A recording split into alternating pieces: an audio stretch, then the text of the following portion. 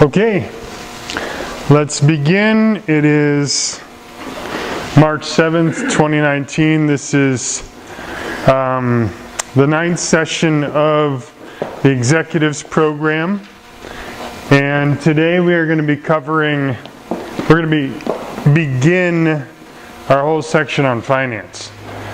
And you're going to love it. I hope it's going to be really exciting for you guys. How many of you feel extremely comfortable with finance in general? Pretty comfortable? Okay, good. Excellent. Then I'm going to quiz you guys. You're going to come. No, I'm just kidding. I'm just joking. It's an interesting field of your business that a lot of us, unfortunately, often kind of push aside and hope that somebody's doing it well. And so what you're going to learn today, the purpose of today is to really learn about finance and why top executives love this piece of it. If you hate it, you're like the 96%, and I hope to move you into the 4% that actually really love finance. It's very easy. You'd be impressively surprised how simple finance is. But you'll also learn that most people try to complicate it because they don't want you to know. They don't want you to know absolutely how simple their job is. I hate to tell you. And it's going to be really disappointing when you find out what they do, because it's really not that complicated. But they want you to think it's complicated. And you're going to learn very quickly it's actually not that complicated. So we have a training in the evening with our CFOs, or our future CFOs. And one of the things surprisingly, and this is good, one of the things surprisingly that they want you to know is that you don't take them serious enough. You don't respect them. Well, we're going to change that whole thing today. You're actually going to learn what they do, how they do it, and a whole bunch of stuff. And this is just our intro to finance. So what I want you to leave today with is to understand why your CFO is so important to you. Most of you don't have a CFO. Most of you have, at best, a bookkeeper. Second best would be an accountant. Third best would be a finance manager. Very few of you actually have a true chief financial officer working in your company. And that's okay. It's fairly typical. But what you're going to learn is, I'm not going to spoil the surprise. I'm just going to leave it at that. Next, how you as the CEO should be working with your CFO. So we're going to teach you how to do that, or whoever it is right now. It might be your accountant, or it might be your bookkeeper, but how you and they should be interacting on a regular basis. And then finally, how not to be intimidated by accounting and finance. So we're going to do an intro to accounting and finance. Those are two very different fields of numbers. Accounting, backwards. Finance, forwards. And we're going to teach you how those get often confused, and why, again, there's hardly very few CFOs that actually are here working with companies. I hit a slide. That slide read a whole bunch of other outcomes. The number one thing I wanted to tell you what I wanted you to really take away from this, which is, don't abdicate your accounting and finance. Most of us do. We kind of turn it over to somebody else and hope they're taking care of it. Don't do that. That's it. Don't do that. And the best way to not do that is to force with all your will and power and strength your team to close the books on the 10th and demand that they give you your financial statements. Demand it.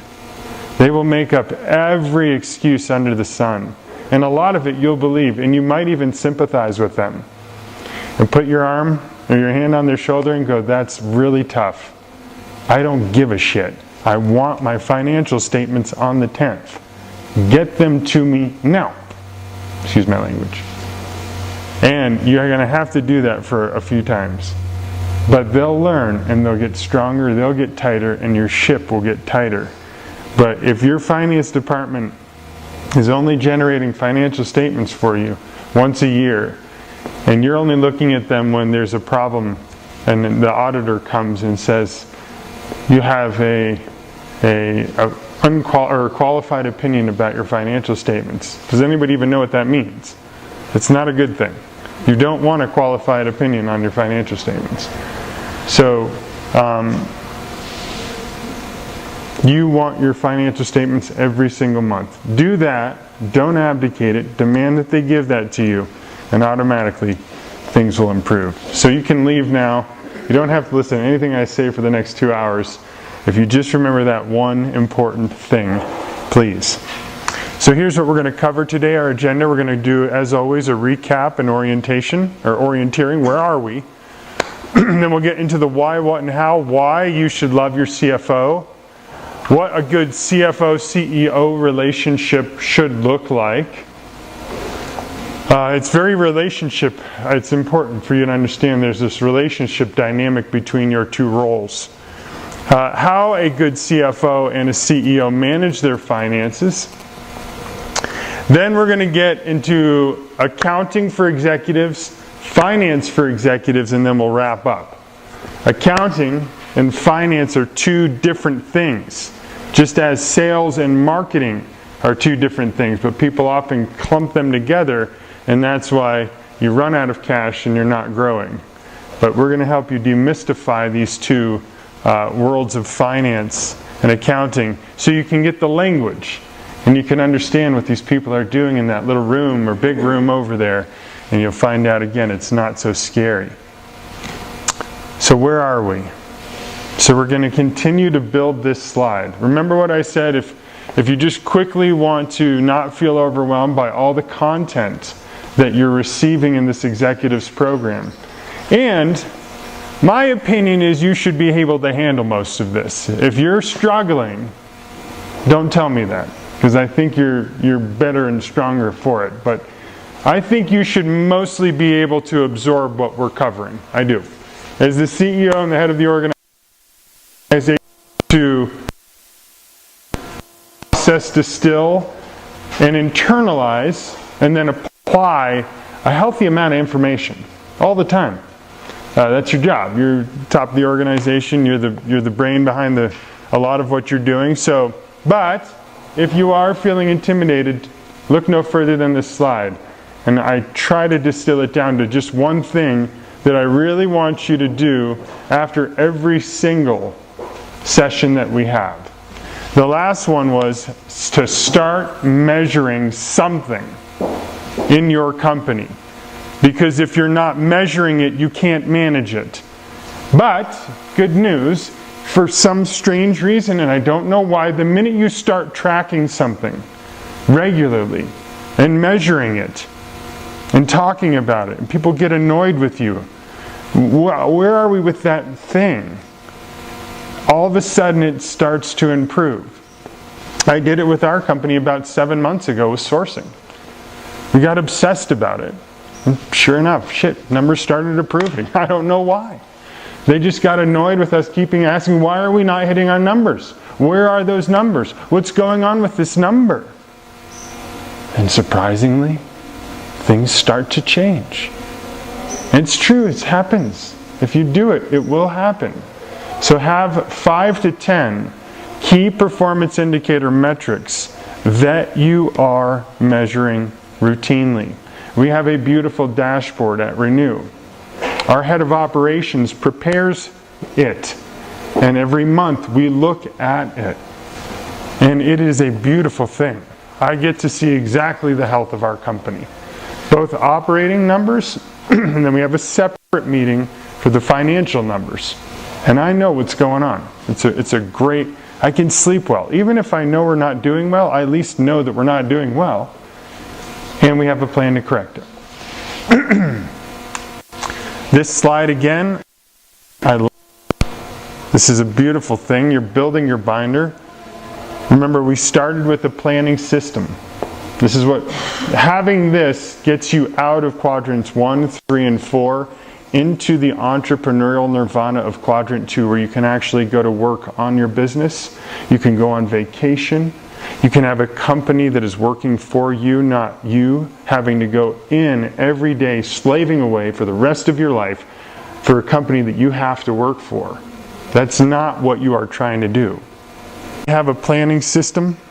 You organize your company, so you have a plan. And you know how to cascade that plan all the way down to your day. Next, you have some framework in which you're organizing your company. Both the functions that happen within your business and the people. Then you create an SOP for the people, called a position agreement. Hey, I expect you to do this. You're accountable for this and responsible for this, and these are the standards by which I think you should run that. The standards by which I think you should be a manager of the company. You okay with that? I'm okay with that. We're going to sign that. And boom, there, in that, you have what they're accountable for. Count. They have to have something that they stand up and are accounting for with a number. That's an important piece. There has to be a number in that position agreement. Next, we said, okay, now that we have a plan, we've organized our company, we've started to lay on top of it people, now we have to lay on top of it the functions by which we do things around here at this business. And we have to write those things down. And we have to say, this is how we do it here at XYZ. There's not your way of doing it, it's not your way of doing it, it's not your way of doing it, it's this way of doing it.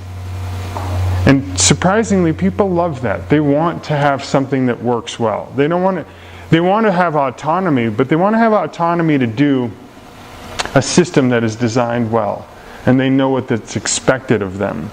And so we write SOPs. And in those SOPs, again, in each function you have a number, a metric.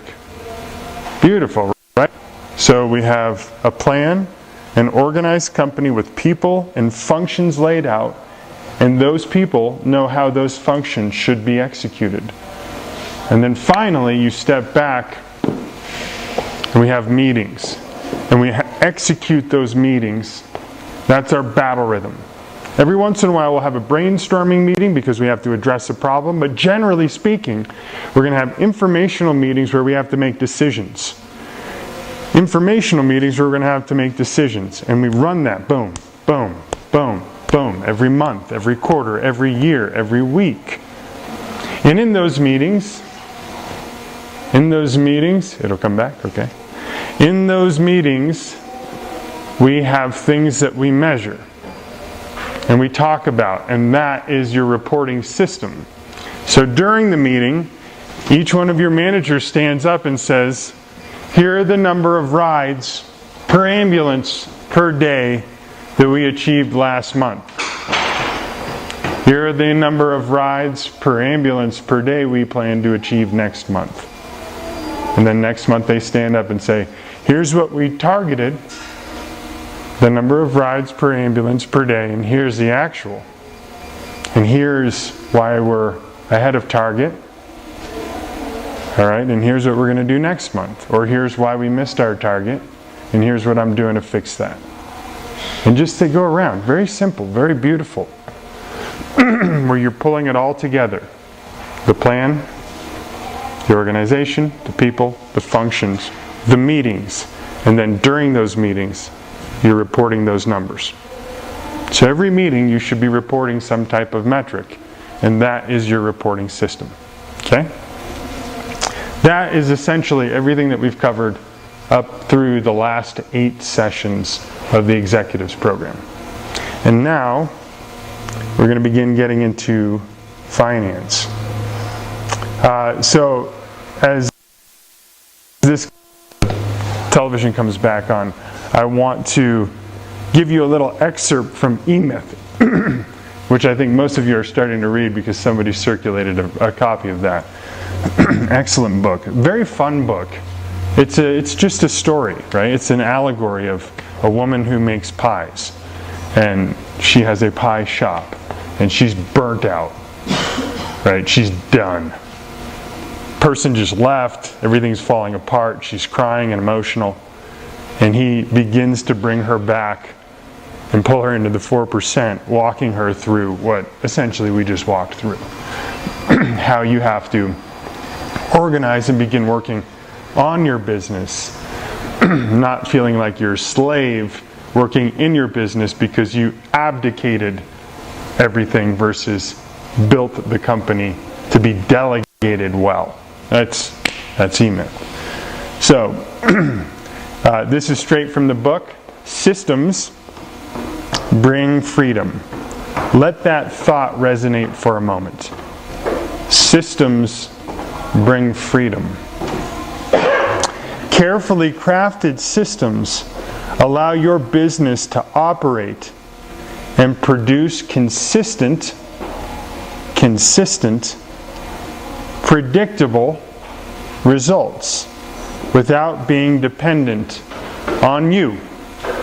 Isn't that a wonderful thing? So systems that are carefully crafted allow your business to generate predictable and consistent results that is not dependent on you. This applies to finance, marketing, sales, and it absolutely applies to how you manage and lead your people. Yours sincerely, E-Myth. Okay, so that's just a little excerpt again about everything that we've been covering, but I really like that. So, your assignment, which you all chose to do, thank you, was to use your calendars, set 3 I musts for the week. Your I musts. You can start putting that in your legend if you like. I sent you around a legend tool. Start requiring your managers to also do that. It's an excellent, excellent management tool. It's the most tactical and most robust plan for your company, right? You have your vision, highest level, your strategic plan, your annual management plan, your quarterly OKRs, your monthly KRs, and then boom, your weekly legend. Our weekly legend, I told you, is like 20-something pages long, right? It's the most detailed. And every activity has somebody's name next to it. And every Monday, they're supposed to come in and look for all the things that have their name on it. And then their job, and this is a hard job, this really pushes their analytical thinking. They're supposed to prioritize. They're supposed to say, wow, there's a lot of stuff I have on my plate. But I know that the company goals are X. And if I were to look at this list, I'd say the most important thing is that one, and that one. I'm going to pull that out and put that up so everyone sees it, and I'm going to go around, and when it's my turn, I say, I've got a lot to do this week, I'll be honest, I'm a little stressed out. I need your help. If anybody has more capacity, please let me know. But so you know, my 3 months for this week that I absolutely must get accomplished is this, this, and this. Now, if surprisingly, I do get feedback on it from my partners and the team. Well, man, I actually think you really need to do this, or I need your help there. Or I give feedback on other people's I musts as well. It's a great opportunity for you to help reprioritize sometimes your team's I musts. But often, they know what they're doing, and it's pretty darn aligned with what has to get done. Your I must, one of them this week was, after our last class, to work on your business, to set aside 3 hours. And what I asked you to do was to meet with one of your managers in your organization and ask them and set 2 to 3 KPIs for them and for their department. 2 to 3. It could be anything. For the accounting department, it might have been, one of the KPIs is the number of days past the 10th that you deliver me the financial statements. The baseline is right now 187. That's really bad.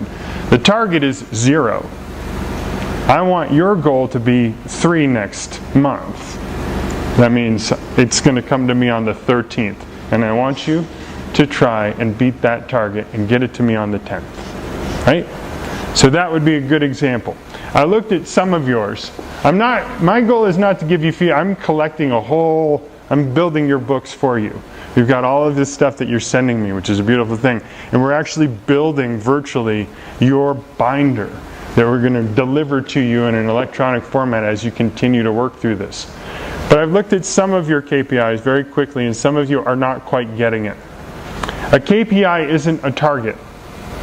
So for example, if you wrote down your KPI is to meet with X number of people this week or next month, is that a KPI or is that a target? That's a target. What is the KPI? The number of people you meet. So the KPI is the number of new customers you meet, or the number of new prospects you call, or the number of website clicks on your website, or the number of email addresses you collect on your website, or the number of products you sell on your e-commerce platform. Then the target is, and the baseline is 0 or 5 or 7 or however many you did last month. Your target is that new number. Okay? So that's how I want you to remember to write those down. Don't mistake the KPI as the target. The KPI is just a unit. Number of customers called. Okay? Does that make sense? Number of customers called. There we go. Clear? Go back and look at those, right? So, again, I'm going to use the ambulance one if you guys want to take this down and go back and use it. The KPI is rides per ambulance per day. That is the KPI. The baseline, what we did last month, I'm just making this number up, is 4. The target is 5.5. Okay, and that's it. And then it's, how is it collected? By whom it is collected in the unit. Don't forget the unit. The unit here is what? Rides per ambulance, right? Rides per ambulance per day. I see this as a huge issue, and we're going to talk about it in accounting all the time. People screw up because they're lazy and they don't get the unit right. Make sure to get the unit of measure right. Okay, but this is just an example. Make sure that you're building your reporting system like this. It would be wrong to say the KPI is 5 rides per ambulance per day. That's the actual target, not the KPI. All right? Revenue is a KPI. Profit is a KPI. Okay? Cold calls is a KPI. Lands on your website is a KPI. Number of t-shirts produced per day is a KPI. Okay? Got that? So your job was to sit down and meet with one of your managers and come up with 2 to 3 KPIs. Fill it in. And then I wanted to go to a step further. I wanted you to actually schedule your manager's meeting for April. And I wanted you to send out a purpose, outcomes, and agenda for that meeting. The purpose is to review our KPIs for March. Outcomes are an understanding of the targets versus actuals, and a variance analysis. Why were we off our target? If you're right on your target, no variance analysis needed. Hand clap, move on. Next one. Okay, but generally speaking, you're off. And it's usually a reason of over-optimism, if you missed your target, i.e. bad planning, or poor execution, or a combination of the two, and that's it. It's not the government's fault, it's not the car broke down's fault, it's not somebody else's fault that you missed that target. Sorry, that's just how it is. Your job is to have planned for that and set a realistic target. So it was bad planning or bad execution. Which one was it? Don't be a jerk about it, but that ultimately at the end of the day has to be what it comes down to. Because your board's going to do the same thing. You had a plan. You either didn't plan well or you didn't execute well. And that's usually the 2 main reasons why people miss their targets. And then I also wanted you to sit with them on the 25th or the week of the 25th and just go through it with them. Hey guys, look, this is our first group management meeting. For some of them it might be. You might be doing this already. Let's look at those numbers. Here's how I want you to present that. Make them strong, make them feel good. So this is a pretty beefy assignment. I just wanted you to submit the table with a couple KPIs, and a lot of you did that, and I appreciate that. But don't forget this other piece of it. I actually want you to go to your calendar, schedule that meeting, okay? Schedule that meeting, and then go connect with your team and make sure that they prepare well. How many actually did that? Yeah, okay. Some of you did good. Some of you are too bashful to show that you're good. But try to make sure to do this. Again, this is only as good as you actually do it. If you guys are just sitting here taking in the information, I don't want to waste your time, you don't want to waste my time. The only way you're going to benefit from this program is if you go back and do the stuff that we're talking about. Even 10% of it is going to be a good thing. Okay, so make sure to do it. All right, let's get into the CFO. So why should you love your CFO? Facial's smiling. Why should you love your CFO? Facial's the CFO. One of the few CFOs in the country. Why should you love your CFO? What do you think? If you can see my next slide, don't look. Don't look. See you look. Because you are the CFO. What? That's right. Okay, you're the co-CFO. The CEO of the company should think of themselves like the co-CFO of the company. You really should. You gotta watch your finances. You guys literally gotta you're like, oh crap, I have to be the, yeah, you do. And you need to take that department seriously, and you need to respect them, but you need to take ownership of that big time. Please. You are the co-CFO of your company. In that, if you remember that, then you're going to really realize that there's absolutely no possible way that you can abdicate your responsibilities. All right?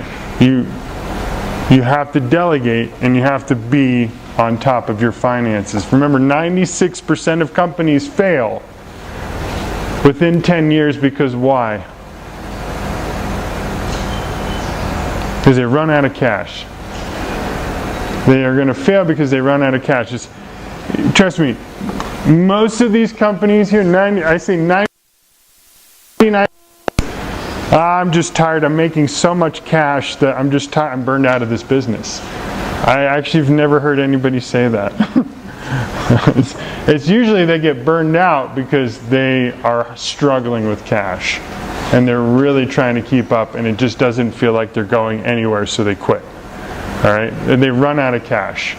So the number one job of the CFO, and now you all, because you are the co-CFOs, is to generate cash. Cash is king, always. So remember that as something that we talk about in our CFO 100. The number one job of the CFO is to generate cash. Okay? How? Right. Well, we'll talk about that in a whole bunch of series. This is just the beginning. I'm just trying to introduce you to this new world of finance, which is really not that scary. So what does a good CFO-CEO relationship look like? Well, first and foremost, respect and trust.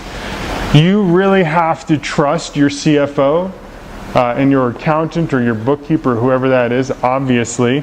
Most of the time we bring our family members in. When you're a small business, or especially over here in a frontier market like Ethiopia, you're generally going to pluck, because you're so concerned about somebody screwing with your finances, that you're going to do something which is very dangerous but very normal. You're just going to pull somebody in, it's going to be a family member, and you go, please handle that department. That's what it's going to look like. We did it back in the US when we were growing and industrializing. But over time, as the talent pool starts to build, You're going to want to bring in people, or keep your family members. It's not bad that Facile is a family CFO. That's a good thing. They're big and growing, and he's trained to do it. But often, like many key positions in your company, you're bringing in somebody that you trust, and that's usually family. But oftentimes, they might not be fully qualified to do that role. And it's okay. But first, you trust them. Next, you need to respect your finance manager, whoever they are. And part of that requires that you really have to know what they're doing and go down there and work with them. You should probably spend about 20% of your month working with your finance team. It's just absolutely ludicrous to me how people don't do that, especially because it's so important that you're not spending. I mean, I have so many calls with our operations manager who covers our finances at Renew. And we spend a lot of time looking at our 13-week cash flow. It's our main tool, which you're going to learn all about. So what does bad and good look like? If you're not managing your finances and your relationship with your CFO well, oftentimes we'll know immediately the quality. Remember, I'm sharing you this as an investor. One, you don't know your numbers. Two, you've abdicated the responsibility of accounting or bookkeeping or finance to someone. You review it only yearly. You only look at your books probably yearly. There's errors in the financial statements always, and they come late. And you're not using a budget. Almost always most people aren't using a budget. Hopefully a lot of you are. What good looks like if you've achieved nirvana, if you're crushing it. One, you all know your numbers. So I know my sales, I know my gross profit, I know my gross profit margin, I know my operating profit margin, I know my net income, I know my net profit margin, I know my cash flow from operations, cash flow from financing, cash flow from investing, my cash conversion cycle. I know my days of sales outstanding, I know my days of payables, I know my days of inventory on hand. Now, if you are just totally overwhelmed with what I just went through, by the end of this, you'll know exactly what I just did, not today, but over the series, and you'll be able to tick those things off. And you'll say, hey, what is our cash conversion cycle this month? And your accountant or your finance or CFO or your bookkeeper will smile and freak out and run away and come back and find the answer for you. But you'll get comfortable with this stuff because this is the language of finance. And finance is such an important part of your business. It's the reason companies die. You need to spend time on your financials at your company. Timely and accurate. You're reviewing them monthly. You get your financial statements. You're delegating it effectively through the use of a finance manual. And you're using a budget. So flip this up. Score yourself on what side of this you have, and if you're mostly on this side, we have some work to do. If you're over there, you can get up and leave and not come back for the next month. Who wants to get up? Nobody. Okay. So, how does a good CFO, CEO manage their finances? So what I'm going to take you through now. So I told you why. Companies die because they run out of cash. I told you what good looks like. You are getting your financials every month. You're delegating effectively the finance role and accounting role through the use of a finance manual. You have a budget. You know your numbers. And you're spending a good amount of time with your finance and accounting team. Because you're the co-CFO of your company. All right? So now I'm going to teach you how to do that. And then we're going to take a break. A little bit of an early break because you're going to really want to get some coffee because we're going to dive into accounting and finance.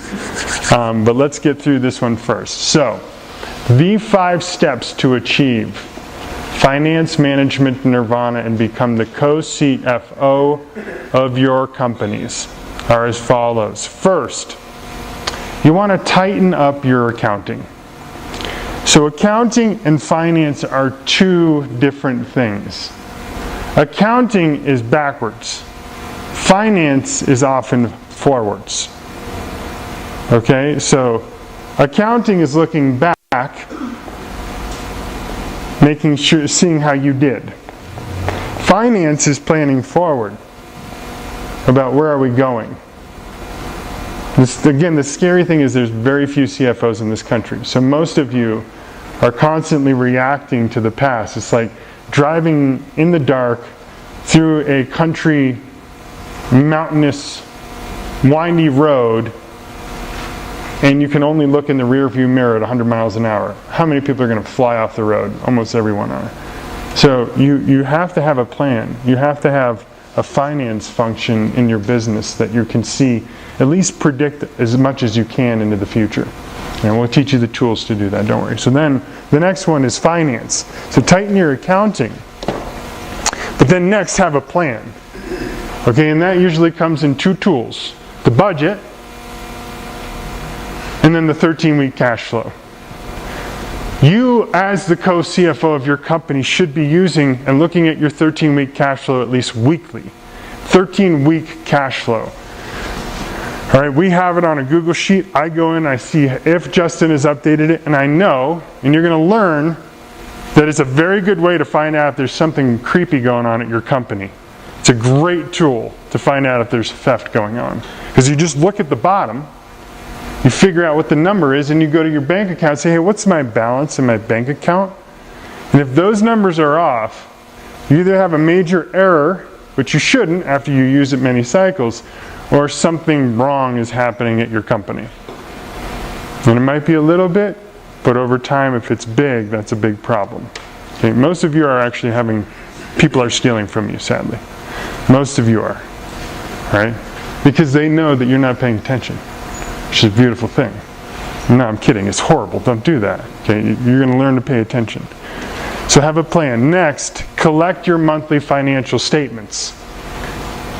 This is a discipline that you all have to do. Collect your financial statements every single month. Your income statement, your balance sheet, and your cash flow. All right? And today we're going to spend time learning that those three statements are the coolest statements in the world. They're awesome, and you will love them. Then analyze those financial statements. Pull out a calculator, or, as we'll learn in this executives program, your Excel, and very quickly do some quick analysis, common size and trend, and you'll see before you an amazing story will show up about your ratios and your margins. Your ratios and your margins. Almost all of finance. I have the best training in the world for finance. And thankfully I've passed it. And if you don't use it, you'll lose it. Finance is one of those horrible things that if you're not on top of it, you're going to forget about it.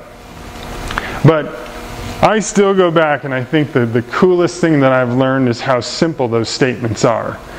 The world of finance, they try to complicate it, but they're a beautiful thing. You just have to pull out your calculator, plug in a few simple numbers, and you'll learn all sorts of cool stuff about your company. So analyze this, and then boom, most important, just like everything else, drive that finance battle rhythm. Oftentimes here, because trust is still an issue, and people leave and copy and paste and there's no legal recourse for it, you generally separate your finance meeting from your other meetings, where you kind of just sit down with your finance team or your CFO or your accountant and you go through it with them. Maybe you have your COO with you. Whereas the other ones you have with everybody, this one you sometimes will have independently because salaries are sensitive or things like that. That's fine. I don't care. You might consolidate them and do it together. No problem. But still, you have to run that battle rhythm monthly. Boom, boom, boom. And if you're really disciplined or you're in a tight cash flows position, you're going to want to run it weekly with your 13-week cash flow. Right now, we're in an okay cash position, so Renew has a monthly 13-week cash flow. But I'm still forecasting out for a quarter. You'll learn all about that, but just run that finance battle rhythm. So we're going to go through each one of these steps. Just real quick on this. Any questions on what I just covered? Pretty straightforward. Tighten up your accounting. Have a plan. Demand those financial statements. Pull out your calculator and run the battle rhythm. What were you going to ask?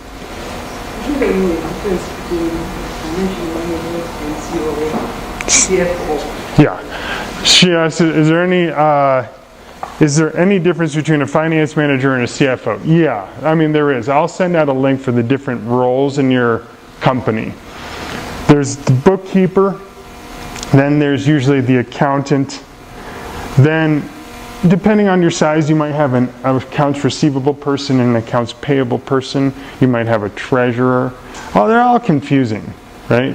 But generally you have somebody that has to be disciplined to enter numbers in a book, somebody then in the journal, somebody then to group those into accounts, somebody to close the books and generate the finance statements, and then the CFO is usually the one that oversees all of that, but then is working with you to plan.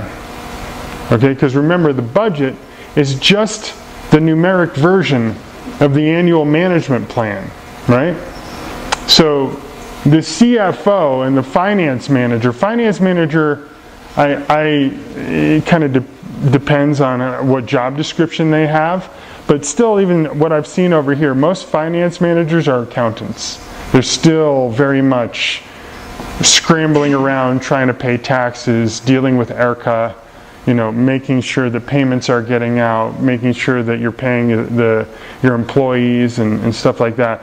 There's rarely, and then plugging in the number in the thing and doing the Z report, there's rarely anybody that's actually, very few people are actually planning with you what the next quarter is going to look like, what the next year is going to look like, and what do we need to be doing about investing in our assets.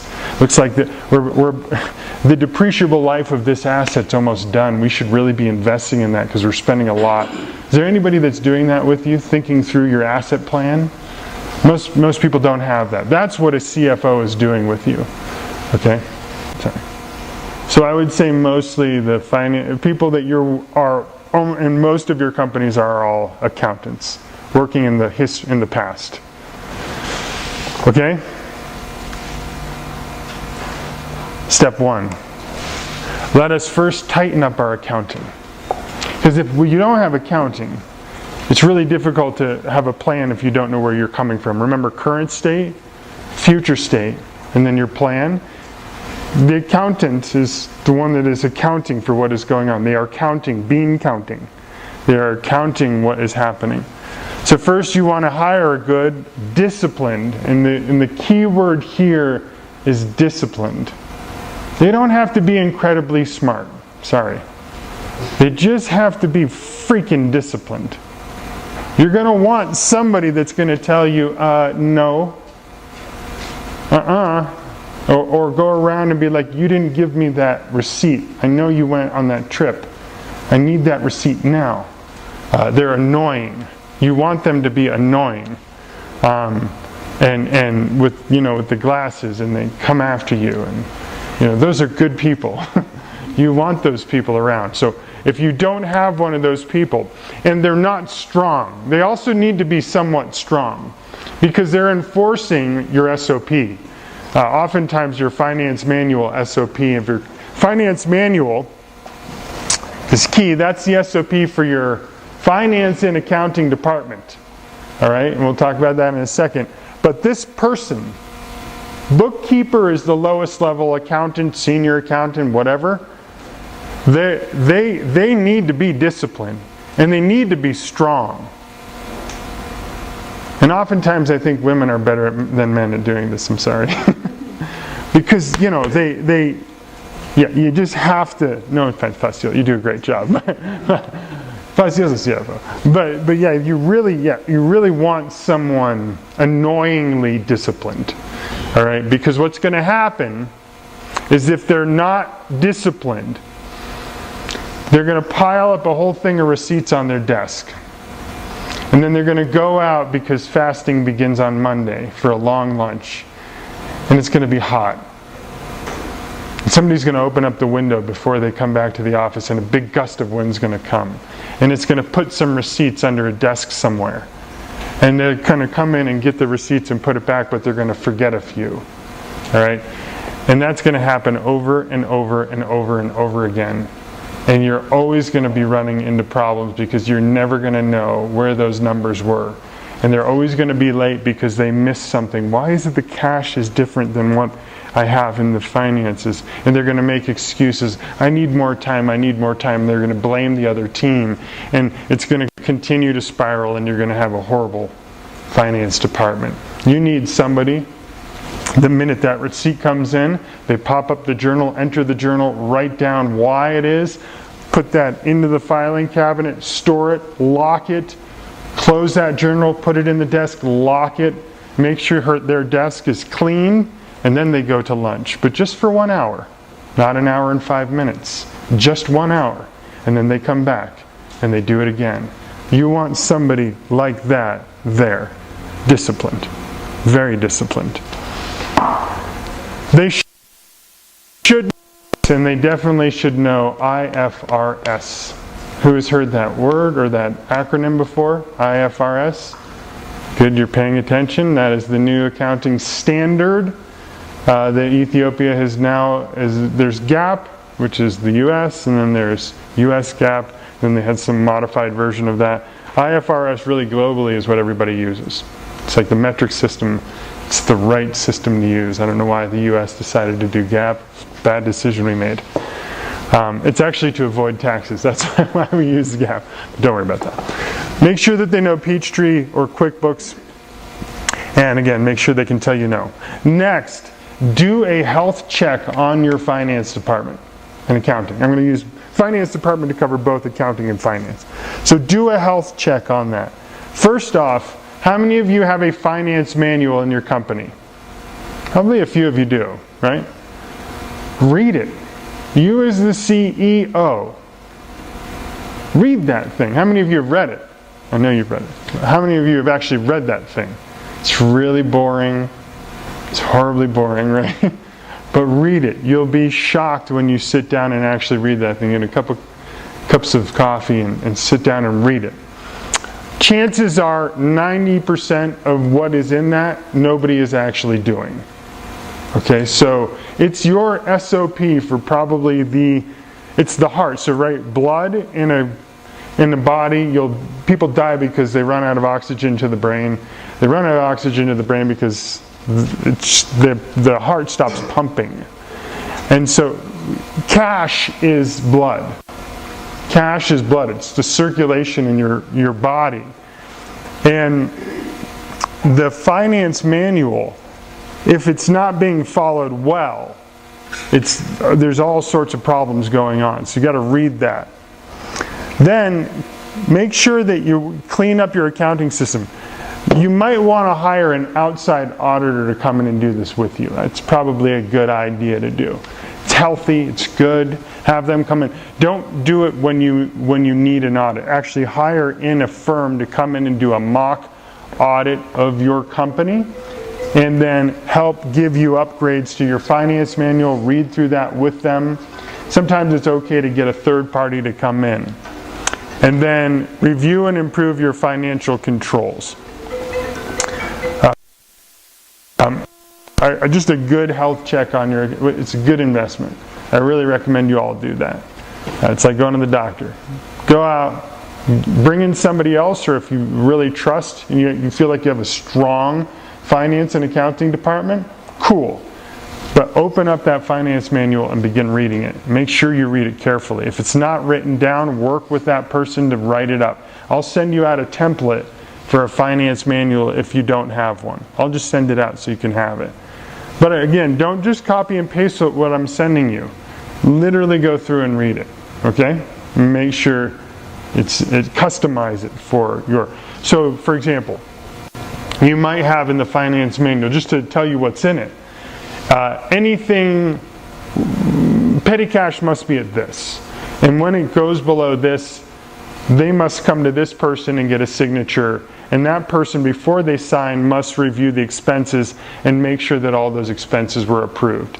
And for them to review the expenses, all those expenses need to be entered in an Excel format with a list of descriptions of what those expenses were and who did that. All right? Something as simple as that, you probably aren't doing it, but it's a good, that would be what's in your finance manual. That's just an example of petty cash management. Right? That would be a description of what's in your finance manual. Okay? No purchases above X should be made without CEO's approval. 2 signatures are always needed on XYZ. 3 bids must always be accepted when we're purchasing anything above X amount. Things like that. All of that. How decisions in finance and accounting is governed in your company is in this manual. Okay? Good. Next, have a plan. Here's the annual plan. It's right there. The budget. The budget is just the numeric version of your annual management plan. All right? In the evening, your finance managers and accountants are learning how to do a budget. And they're learning, oh crap, I need to sit down with the CFO because I have to translate their goals. We are going to expand into XYZ, and I have to make sure that that's documented, that we have the cash to invest in that plant, that we can actually purchase those equipments. All of that is in the budget. So the budget and the annual management plan are very similar. That's why you are the co-CFO of the company. And then these, everything from here forward down, is your 13-week cash flow. All right, that's your you're managing that cash flow every week. Boom, boom. 13 weeks is a quarter plus 1 week. Right? So you're always forecasting out 1 quarter. That's why it's the 13-week. 12 weeks is a quarter. So it's your just like your quarterly OKRs, your 13-week cash flow, same thing. It's just mapping out for 13 weeks. So here, read this on your own. The budget we just talked about. The owner is the CEO and the CFO. It shows the target financial performance for the year. Why? You need to have a plan that mirrors the annual management plan. Example uses. How profitable will we be if we pursue these initiatives? How much can we make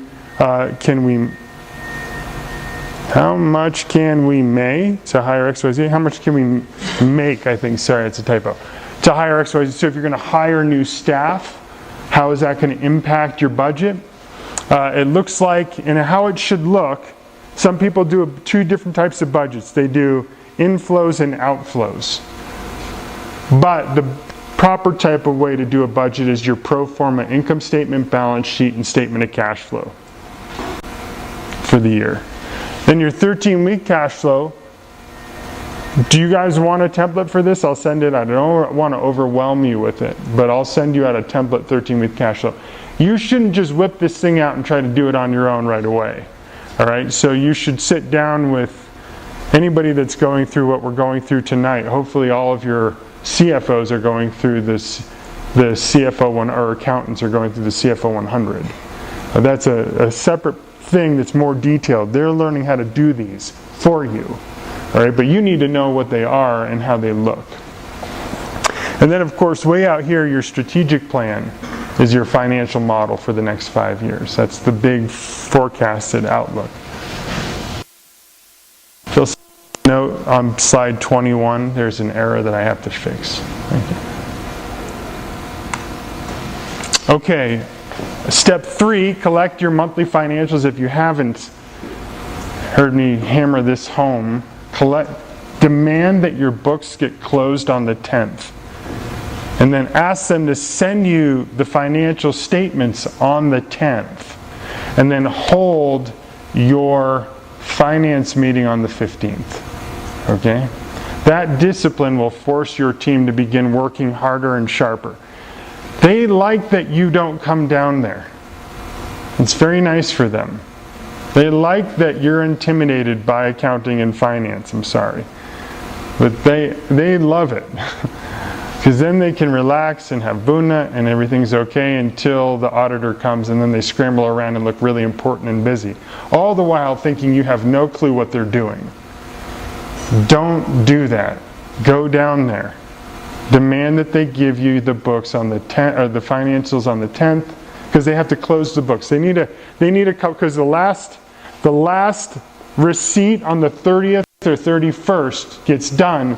We're going to give them a couple weeks to enter those numbers into the journal, transition that over to the accounting, into the chart of accounts, into your ledger. It's called the ledger. And then that will go into the financial statement. So we're going to give them 10 days to do that. That's plenty of time. It's plenty of time. Don't let them tell you it's not. Okay? They like that you don't know what they do. We're going to demystify that. All right? Remember, discipline equals freedom. Then review your financials weekly, especially if you're below a 2-month reserve on cash flow. You should be weekly looking at your financials in your 13-week cash flow. And every month for about 1 to 3 hours, you're going to want to go through your financial statements. Go through your financial statements. We're going to teach you how to do that. Look at this stuff. There's a lot of content here, so go back through and review these.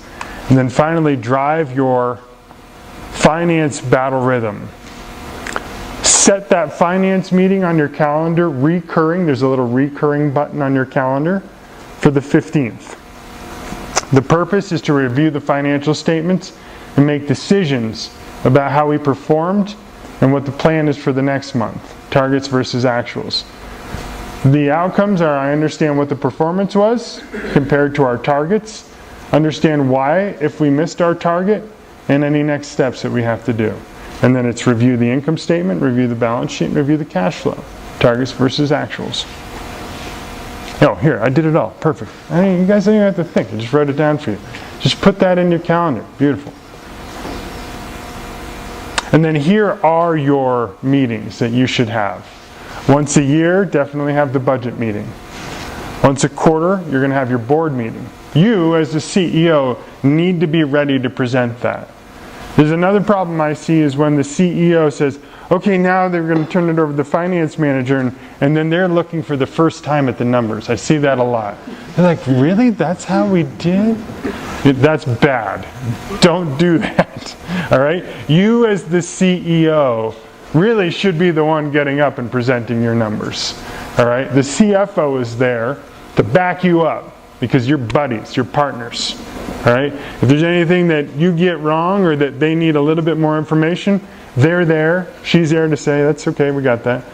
The answer was this: yes, we extended our credit policy with one of our key customers from 30 to 45 days. That's why our accounts receivable is up. And you're like, thank you. You got my back on that. That's why we did that. We extended the credit policy with them. Next, so you'll have all of that right in your mind right there. Quarterly, whether it's your advisory board, your family, or a peer, get up and present your quarterly financials. All right? Then that monthly finance internal meeting. A good discipline. I love the 7 whys. This is straight out, I think McKinsey came up with this. Generally speaking, you can get to the root cause of any reason if you ask why 7 times in a row. It's just statistically they figured out that that's the number. If you're like, well, we missed our target, and you say, well, why? And they say, well, we didn't sell enough. Why? Well, Billy was off sick and Gina, she just didn't come in. Why? Well, I don't know, because she did this and he put it on the calendar, but he didn't tell me. Why? Well, we didn't have a way to freaking document if they were going to go on vacation. Why? Because we're not organized. Thank you. So you need to, that's exactly what should happen when you're doing any root cause analysis, but you'll find out it's a very powerful tool to figure out what is going on at your company. Just ask why 7 times, and you'll generally help that person realize what the problem was. Okay, now we need to come up with a way to document who's going on vacation at what time of the year, and make sure that we budget that into our forecast, because if the salesperson's on vacation, we're probably going to dip down. Okay? And then, of course, that weekly 13-week cash flow meeting, very, very good. On Monday's really good. Just sit down with a coffee with your CFO and go, let's pop this bad boy up, let's look at it. Cool. Yeah, we're struggling this week. Okay, I want you to call that supplier and tell them we're going to pay them a week late. Don't worry, we have a good relationship with them, it's okay. Also call up that bank, tell them, hey man, we're struggling to collect from this customer because they were supposed to pay us a week ago, but they called me crap rolls downhill. I mean, sorry. So a customer tells you they're going to be late on a payment. Guess what that means? Suppliers, how you doing? This is me again, and I need to delay that. So you start moving. It's like a Tetris game. You start moving things around, but you know what's going on. You're making those decisions. You're calling up those people, and you're managing your cash very beautifully, very beautifully. It takes a little bit of time, but you'll get there. You guys with me? Don't worry if you're intimidated. And with that, ladies and gentlemen, let us take a 7-minute break, go get coffee, because when you come back, I'm going to blow your mind. All right? 7 minutes. Go for it. So just to summarize what we just covered, you are the co-CFO of your company. You should not be abdicating accounting and finance. You should be delegating it, and you should be spending a good amount of your time with your team looking at your financials. To get to that stage from where you might currently be, you should tighten up your ship, meaning make sure you have a finance manual, make sure you have a really good disciplined accountant, have a plan, your budget and your 13-week cash flow, make sure that you get your financials every month, have that finance meeting where you're analyzing your financial statements, and run the battle rhythm. Now I'm going to give you, this is going to really tee up our next sections, but I'm going to try to give you a crash course for executives, accounting and finance. Accounting, I'm not going to spend a ton of time because I'm not an accountant. Any of the accountants in the room want to correct me if I do this wrong. I'm a finance person, so I'm supposed to be able to look into the future and predict the future, which is very hard to do. But I'm going to give it to you the way I understand it, and hopefully you all will understand it. Okay. The bottom line about accounting is it's all about counting. Okay. Sorry. Surprise. So there's an accounting cycle that is the general cycle, and depending on how disciplined your team is, this should happen in a month. Should be about 30 days or 45 days. Okay, 45 days. So unfortunately, this happens for undisciplined. It happens in a year. Here, because the government is so very good at making sure you pay them, whereas in other countries they're a little less so, you have to get your books audited every year, which is good. But you really should be doing this you absolutely should be doing this on a monthly basis, going through this entire cycle.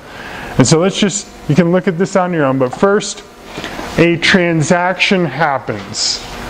You pay for something, you buy something, or someone buys something from you. An inflow or an outflow. That's it, right? Then it gets recorded in a journal. So that receipt gets taken and it gets handed to the bookkeeper. So a bookkeeper back in the day when we didn't have fancy computers and had all of this for us in Peachtree or QuickBooks, people just had a book, a physical book. And there was a keeper of that book, and they were the bookkeeper. And you're supposed to give them a receipt, and they open the book, and they say, "What was this for?" And you would tell them. And they would write it down on a date. And so a journal was just a journal chronologically of everything that happened at the company. Now we're more sophisticated, where you can do all of that in Peachtree or QuickBooks. You can enter that in. But the root of the name was the bookkeeper. And they were the master of the journal. And the journal is chronological. Then they would hand that book and they would sit down with the accountant. And they'd open that up. And then the accountant's job was to organize all of those entries into accounts. So there was expenses and there was income. Generally, those were the main accounts. But then they got a little bit more detailed. And so before, if you didn't know this, there was a very important moment that happened in your company where they came up with the general ledger. which is the chart of accounts. They came up with all of the fields of which you were going to therefore then, for your company, all of those little journals. It's like a big filing cabinet. Scary thing is you might not have known that.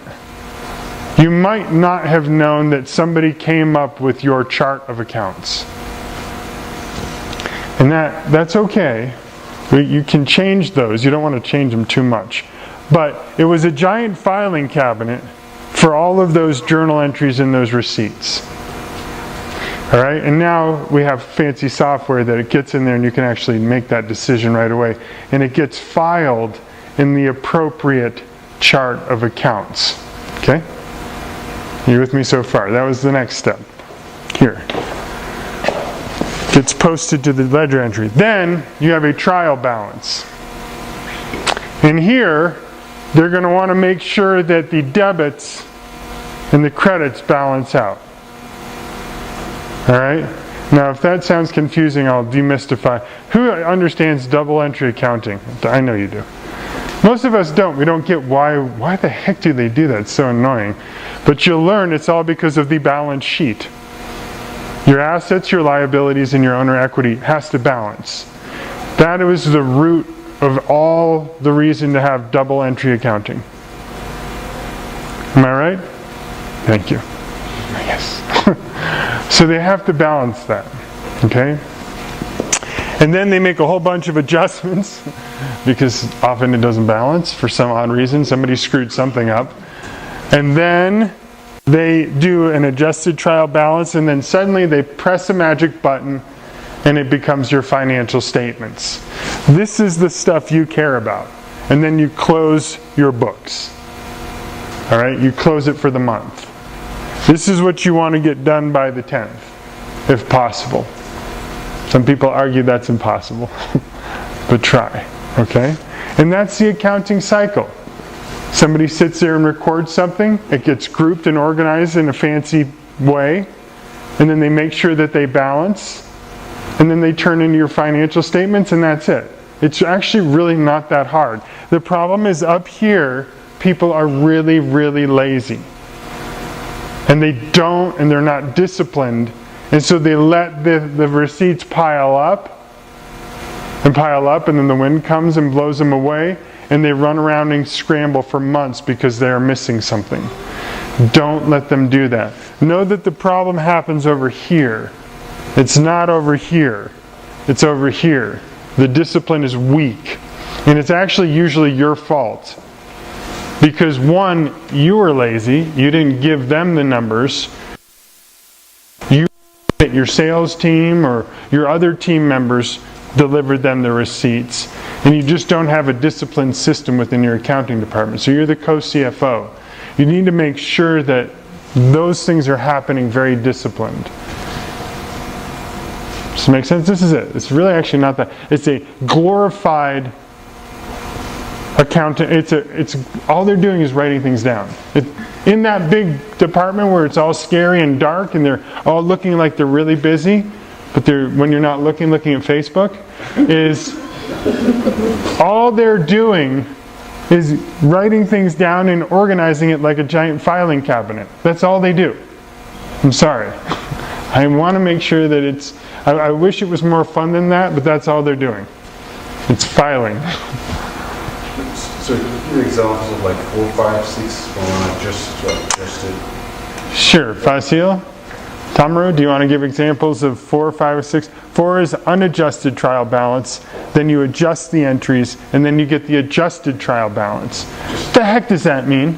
So normally, when all transactions are summarized in the trial balance, it's just unadjusted trial balance. But fundamentally, there are some closing entries, adjustment entry for something, manual error, number error, or there are some prepayments that are to expire, like prepaid rent.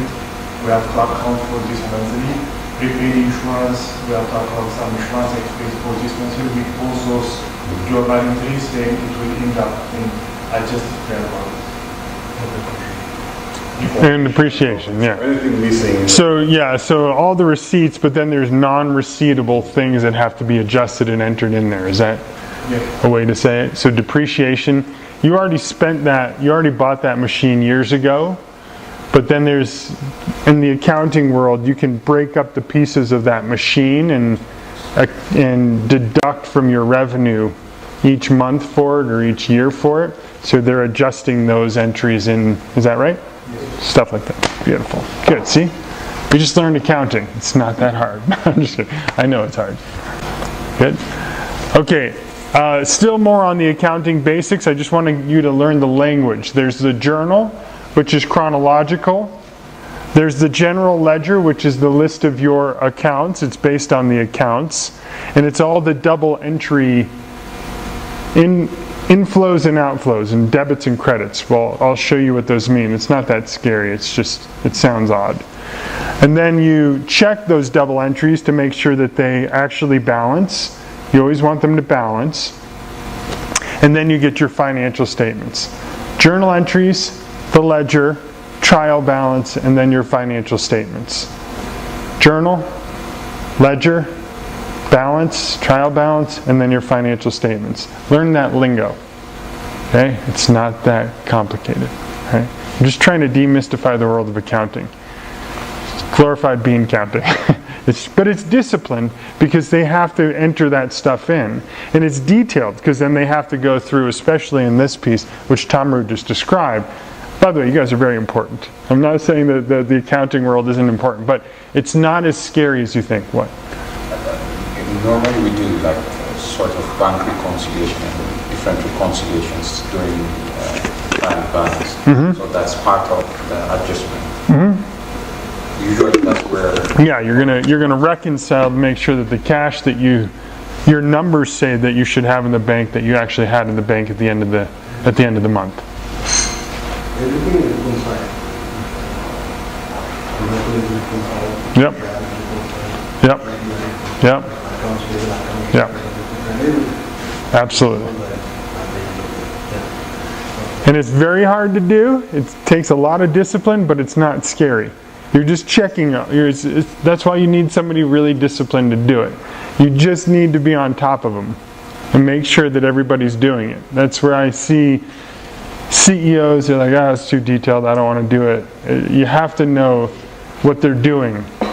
They're all in there just making sure things align properly. Alright? But it always gets messed up, in my opinion, way out here, where people aren't getting that stuff entered quickly enough. Alright? Or the window opens and receipts fly out. Okay, here's some just language you should learn. Again, the journal and the ledger. This is chronological, and that's by accounts. The journal and the ledger. Journal's by date. It's entered in by this day, then this day, then this day, then this day. And then that gets filed in the proper account.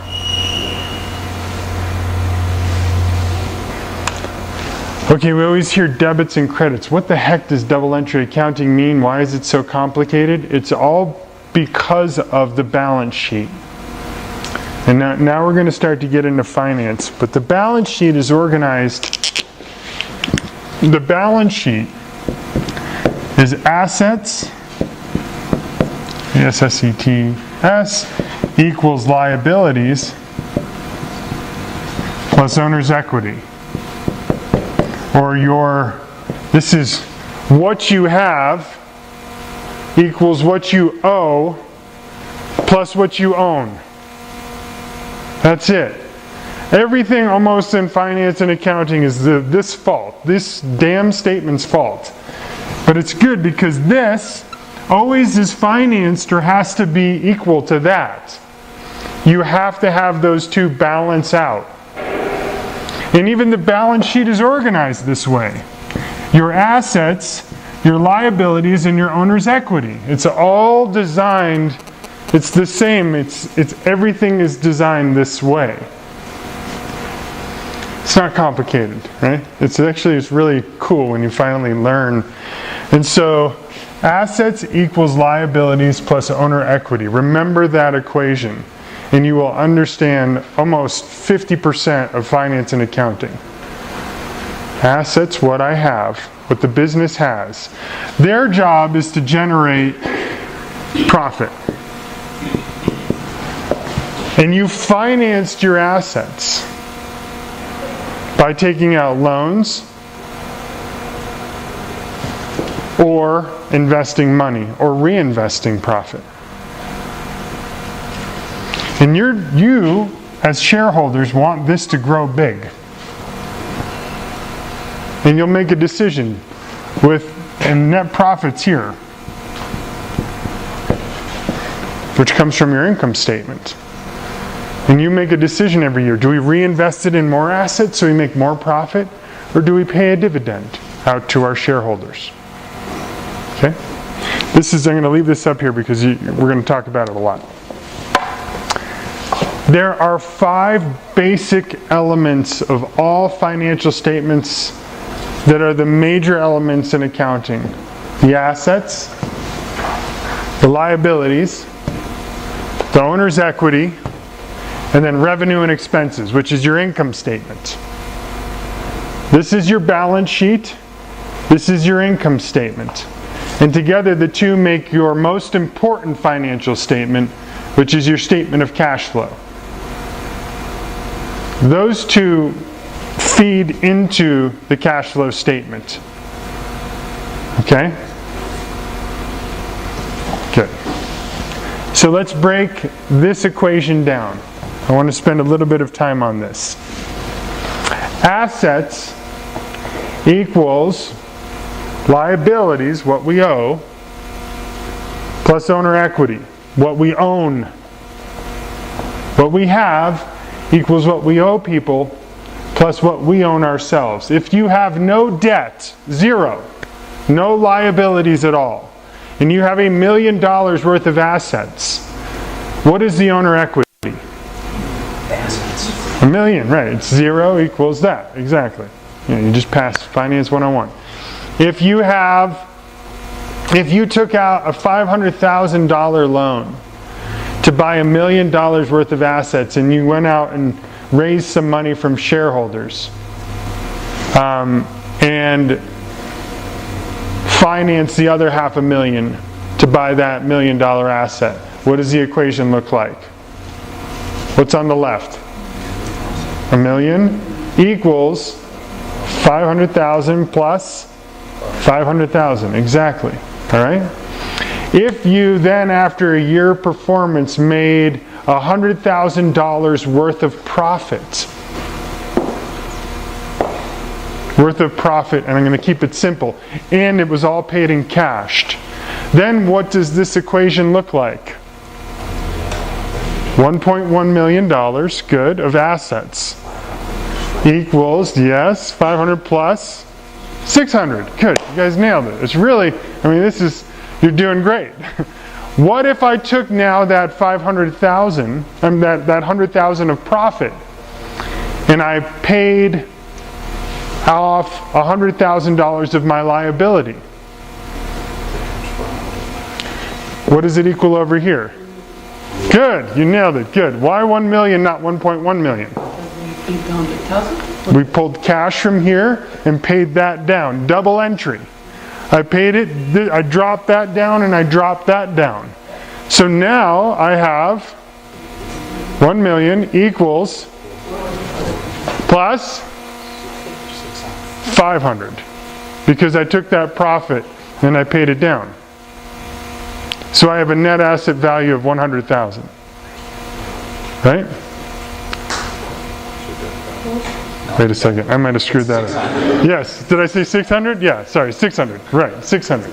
Because it's right, 1, 4, 6. Yes, it has to balance out. Yeah, because we own, thank you, because we own of that asset that we don't owe. Right, so it balances out, exactly. It has to balance out. Thank you. It's hard to do this without writing it down, but you guys get it. That's exactly how it all works. That's the most simple way to think through double entry accounting, and as it moves over to finance, the balance sheet, everything is all of double entry accounting. All of your assets, so assets, expenses, losses, and dividends are all outflows. And all of your credits, money in inflows, liabilities, you're taking on loans, gains, you sold an asset and you gained from it, income, you generated income from your assets, or revenue, top line, and equity, money that you brought in.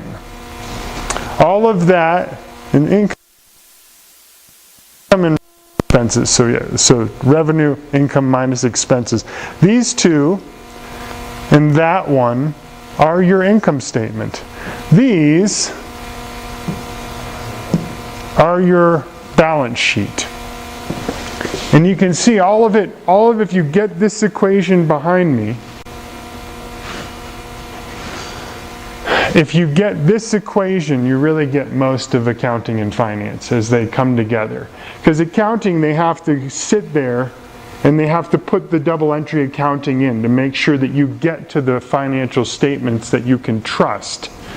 And then all they're trying to do is to get to this, really to get to the balance sheet. They're trying to give that to you so that you, as the CEO and the owner of the business, can figure out what you own. You want that to grow. You want to be able to see that growing over time. And it just breaks down. So let's look at this. Assets, let's break this one down now further. Assets equals liabilities plus contributed capital. How much you sold your shares for to get the company started. Plus beginning retained earnings, what you made last year. Revenue minus expenses and minus dividends, which is profit, right? So that is what you own. All right, everything breaks down. Now we're going to get into, this is the whole accounting and finance world right here on one slide. If you understand that assets equals liabilities plus owner equity, and owner equity breaks down into contributed capital, beginning retained earnings, which you had last year, plus the new earnings for this year, then all of your financial statements will start to make sense to you. Are you confused? You get it? For the most part. For the most part. Okay, now let's move into finance. So that's accounting for executives. Do you have questions on accounting? I think this is probably the easiest slide for you to understand. There's journal entries. Journal entries get put into accounts based on the general ledger. That moves into a trial balance. Assets equals liabilities plus owner equity, or debits and credits. Debits and credits. I'm simplifying it, but I just want you to kind of understand the basics. All right? And then if those two balance, then you can generate the financial statements. And the financial statements and the balancing are this one and this one. I mean, it's that equation that your accountant is always trying to plug into the different drawers that they're working on. Is that okay? Are you with me? Kind of? Yeah. Go ahead. So, like while you're kind of communicating with your finance people, they throw in all these finance jargons, what you just put there, journal, general ledger, this and that. So as a CEO, you're generally taking your CFO's word on whatever he says is true, whatever he puts to you, you swallow. Sure. So I've had a really bad experience with like a previous finance manager, whereas he was, I was giving whatever he was taking me. I had trust in that report, whereas what is actually happening when at the end of the year you have to get an audit. Yeah. And it was a big mess. It took a lot of effort to clear it out, and then we ended up separating. Right. So now what I do is generally, at least at a quarterly basis, I have someone else come in and check in what he's doing. Sure. But it has a certain trust erosion kind of thing, Sure. if you know what I mean. Absolutely. Because is there any other way to do it better other than saying, okay, I like you as my CFO, I trust you, but still I have to get someone in to get it verified, other than actually having what he does audited like on a regular basis? Yeah, that's a great question. You don't want to offend these people, your team in general. Does anybody have a thought on that? It's a good question.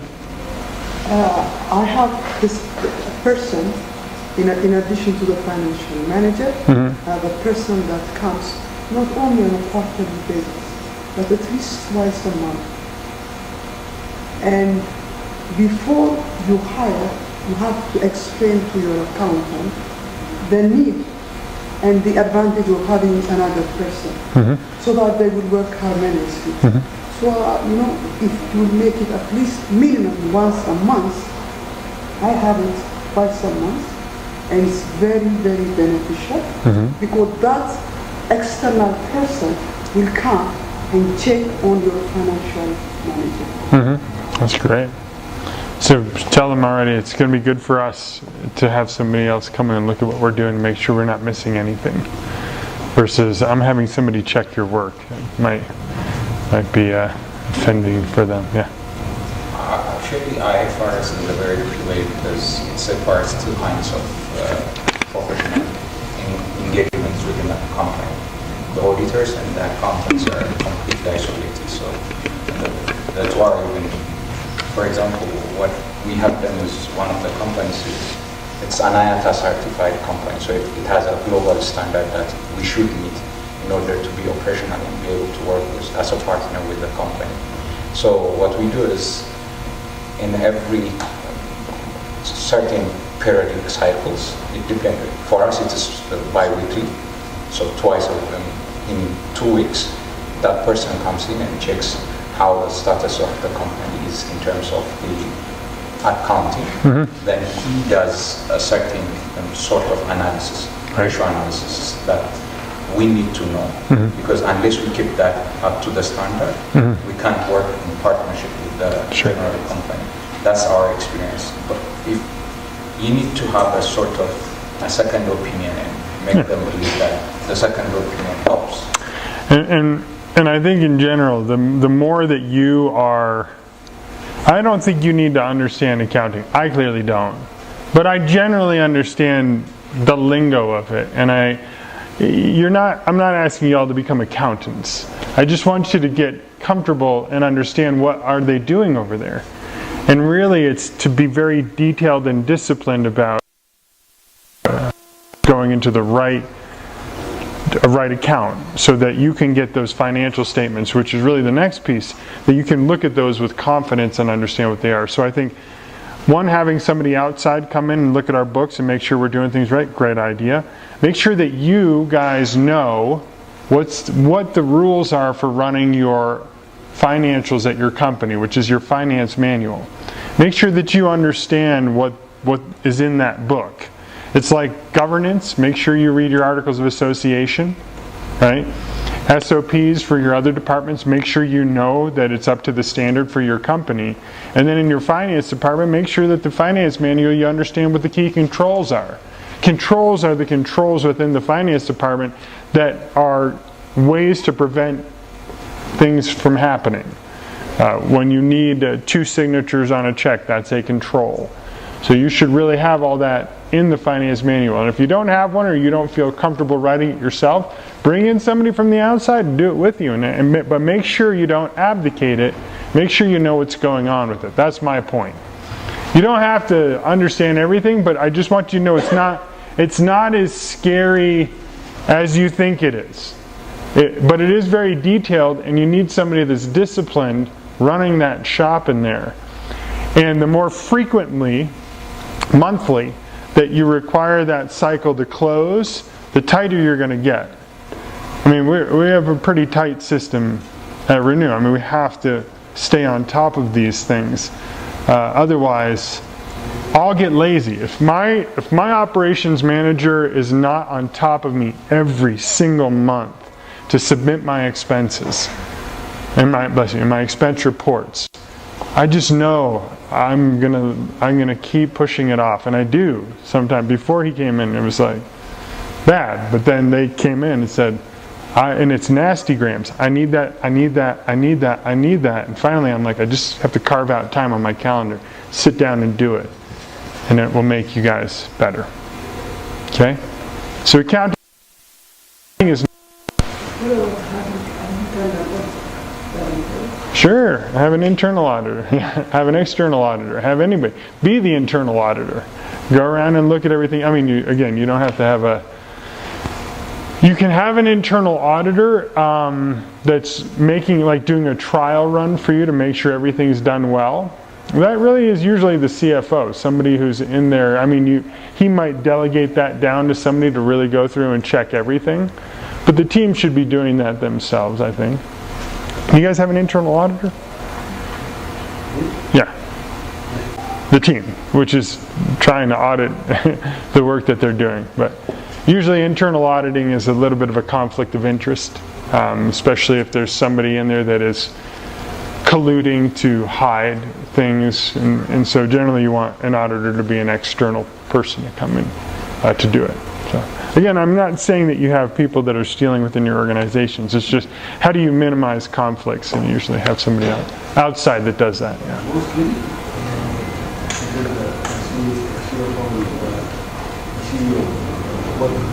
Yeah, exactly. Mm-hmm. Right. Mm-hmm. Yeah, exactly. Yeah, they got to run that together. It's a great statement, Facios. Yeah, I want you to leave this meeting going, I'm the co-CFO of the company. I need to be allocating time to this. I should be understanding what's going on. And I probably have been abdicating that role for too long. I need to get my books every month. And it's usually halfway through the next month that you should be getting those books. And I don't want you to be and it just needs, it's very detail oriented, and it needs to be very well run. Okay, that's accounting. Let's get into finance now. So now, and let's actually get into the financial statements. It's not yet finance. Let's get into the financial statements. Financial statements are the output of the accounting department when they close their books. That is the output. So there's activities, and then there's inputs, which are receipts. There's activities, which is essentially all the journal entries and putting everything and grouping them. And then the outputs are the financial statements. If those other things are not done well, the outputs are crap. So you really, again, you need to make sure that that's being done well and disciplined in a regular basis. But if you're getting your financial statements now on a monthly basis, which you all should, by the end of this program, be demanding that that happens, what do you do with them? And that's the fun part of financial analysis, what we're going to teach you. So you're going to want to analyze your financial statements. So there's three. The balance sheet, the income statement, and the statement of cash flow. You should be getting all three of these financial statements from your team on a monthly basis with a little Hershey's Kiss on top. And there you go. Enjoy them. What do they tell you? What are they? They're a bunch of numbers, right? Well, they tell you three very important things about your company. First off, the balance sheet tells you how strong you are. That's how I like to always think of the balance sheet. How strong are you? If this is high, let's clean this up for a second. I mean, there's like really some no-brainer stuff here. But once you see how easy and fun this is to do, you'll be so excited to get your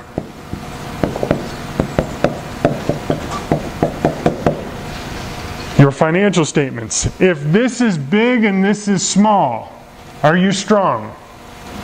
Yeah, you see, you know it. Yeah, we're done. We don't even have to do any more. If this is low and this is big, I'm going to use different terms here. If this is small and this is big, are you strong? Yes. Good. Okay, that's it. We're done. Well, it's not that. We're going to get into a lot more detail to how to analyze, because you might be falsely strong. You might be falsely strong. So it tells you what you have, assets, what you owe, liabilities, and what you own, your owner's equity, and how strong the company is. Are you getting stronger? A balance sheet, unlike an income statement, a balance sheet is a snapshot in time.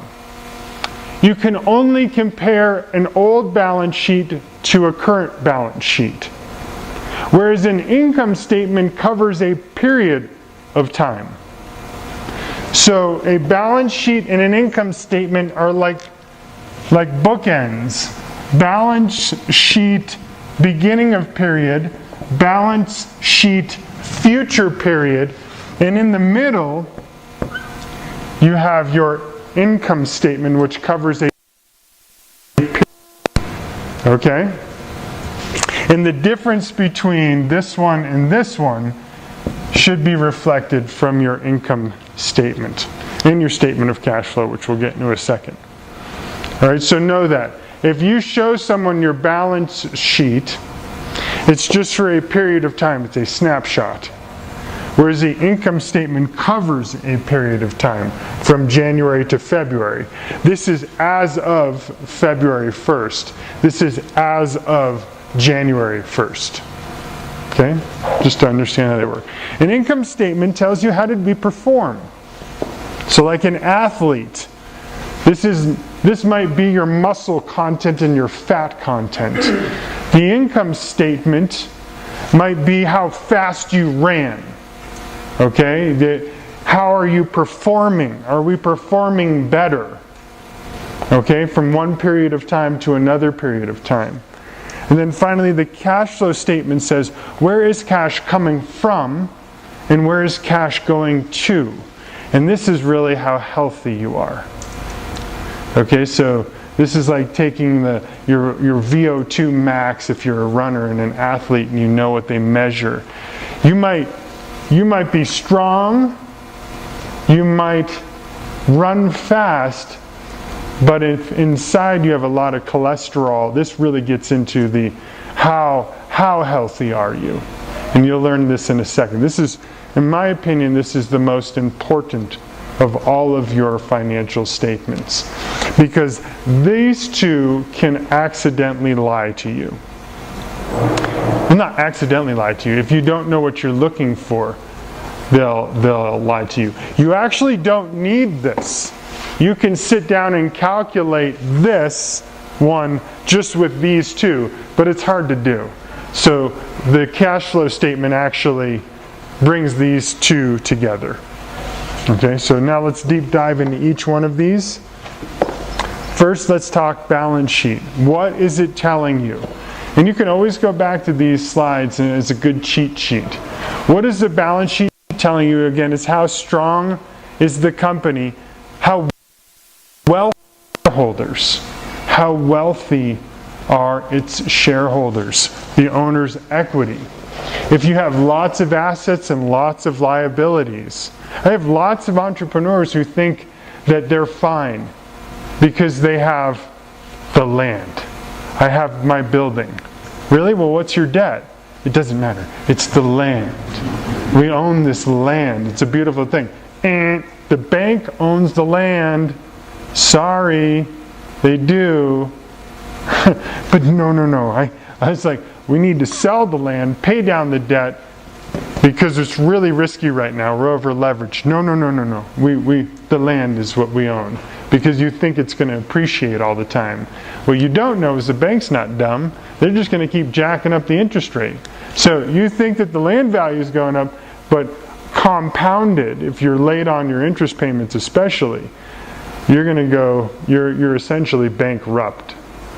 your liabilities breach and you're out of business. That happens a lot here because they falsely think the assets, I can touch the land, but the bank owns it. So it tells you how wealthy are the shareholders. Again, it's that beautiful equation, the accounting equation. Assets equals liabilities, and don't forget, it's organized that way as well. Assets, the balance sheet is supposed to balance. Your assets are on the left, and then you have your liabilities up here because they're more important than your owner's equity. They are senior to the equity holders. The balance sheet's even organized, it tells you everything. Who gets paid first when you have money that comes in? The banks, always. They're on top. Okay? And then your employees. Well, actually, no, then your suppliers, then your employees. Then once all of them have been paid, then comes the owner, the shareholders. Okay, so it's even organized in a beautiful way. It's designed to tell you things. It's laid out also from liquid to non-liquid. Up here, the very top of your assets is cash. Number one, cash is king. So at the very top of your income statement, you're going to have cash, the most liquid asset in the world. Cash in hand. And then it's going to go down. All the way down to plant, property, plant, and equipment. The least liquid asset. And generally, if you've gotten goodwill, that'll be down there as well. So you'll have cash, and then you'll have accounts receivable, which can become death for a company that doesn't have a disciplined receivables department. And then it will go down, okay? So it goes from liquid over here. You have, and these are your current assets and your long-term assets. Current assets. And then over here, same thing. You have your current liabilities and then your long-term liabilities. Okay, so it's organized. Assets equals liabilities plus owner equity, it balances, equals. And then liquid to least liquid.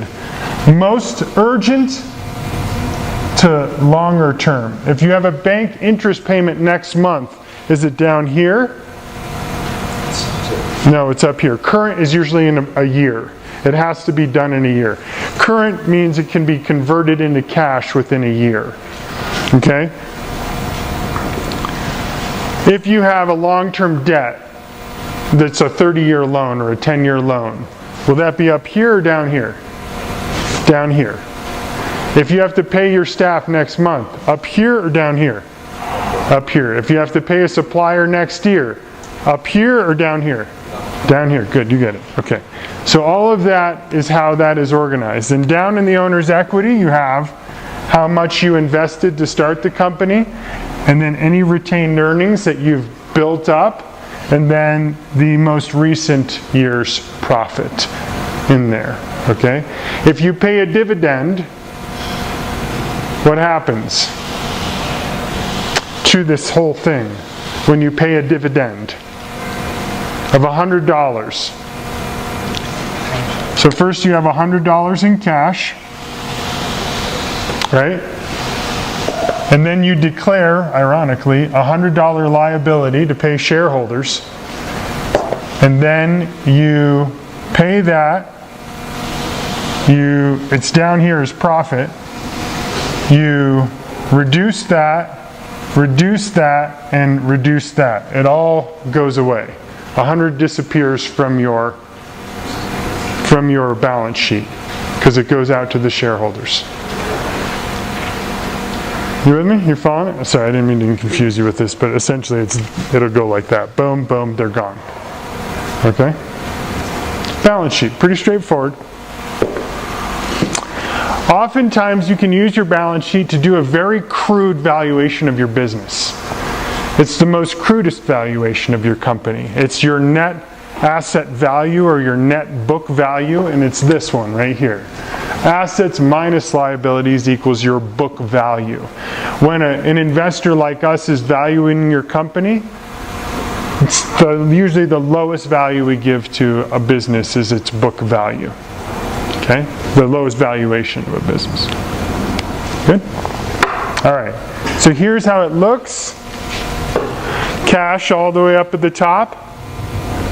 Notes payable, or to the bank, what you owe them, up here at the top.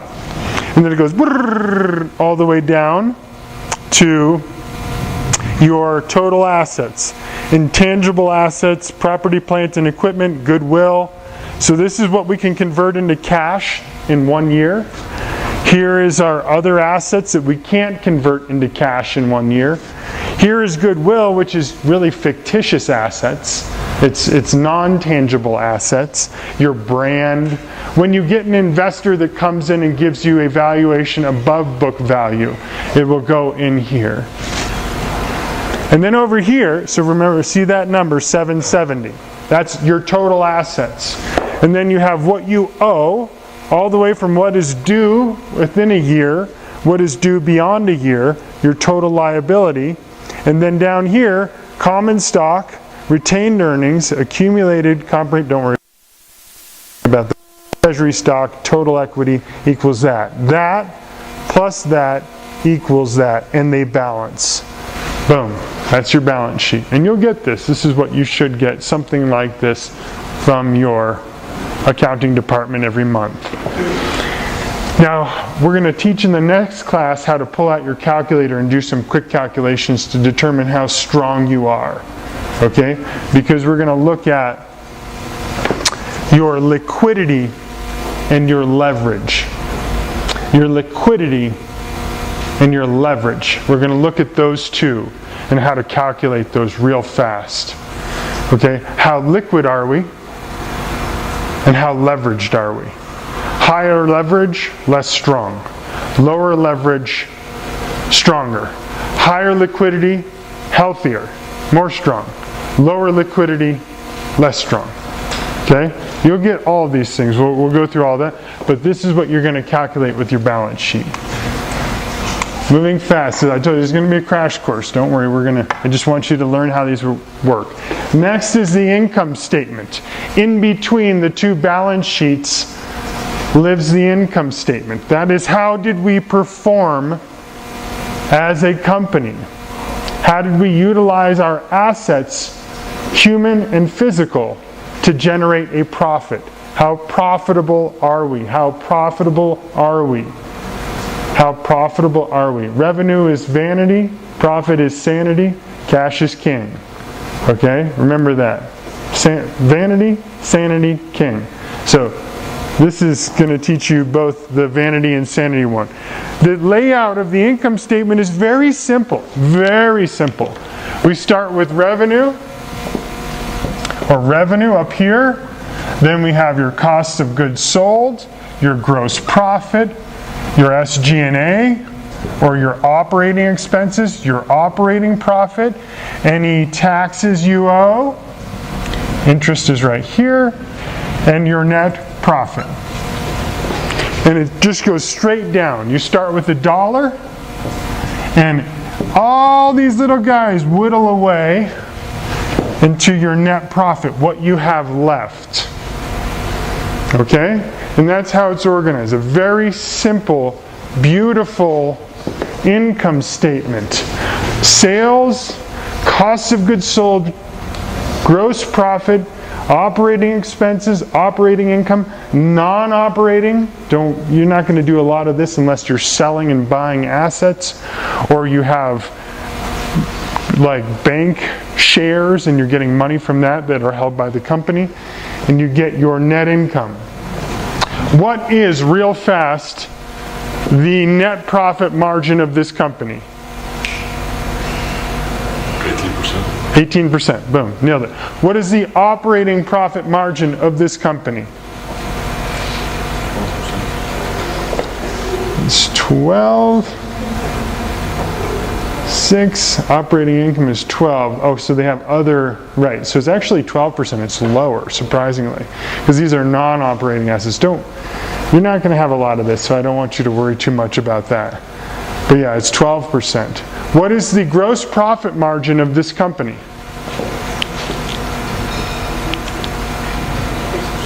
25%. Yeah, you take that gross profit. So you guys already know how to do all this.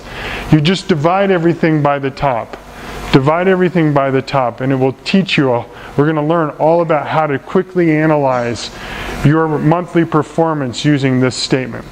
But it tells you how profitable you are and where your money is going and your expenses are going. Okay? Yes? What is the normal margin for this insurance? Yeah, I don't know. I mean, you have to, every industry is different. So a tech industry, it's huge, high profit because they invested in software early. Manufacturing, it can be very thin. And there's all different types. Services tend to be a little bit higher. So it depends on the industry that you're in. There's some great tools and great websites where you can go in and plug in what you do that have amassed a whole bunch of data from around the world and gives their common ratios, and you can benchmark yourself to that. We'll talk about that in the next course. I'll actually give you the link to the place where you can go and see, how am I doing? How am I doing compared to others? Okay, so that's the income statement. This is a crash course. And then finally, the cash flow. The cash flow statement tells you how healthy the company is. And this is the one that you probably should be most paying attention to. Because I told you the income statement and the balance sheet, if you're not paying close attention, can lie to you. They can lie to you. For one thing in particular is your accounts receivable and your inventory. Cash is king. Or queen, if you're a female owner of a business, which I hope you are. The cash flow statement is laid out: cash at the beginning, cash in, cash out, cash at the end. Or, in a good way, I like this one better, it's your cash flow from operations, your cash flow from investing, and your cash flow from financing equals the free cash flow to the company. And I'll show you how that looks. What to look at is your CFO. You need to know if you're generating cash from your operations. If your accounts receivable at the beginning of the period, so you go to your balance sheet, you go to your balance sheet and you go to the very top, up here, the second one down, accounts receivable, is 0. And over here, your accounts receivable is 100. And you made the income statement for the period, you made $100 of profit.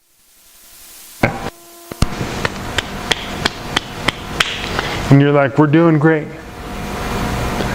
We're doing great. But you go to the bank, what are you going to find?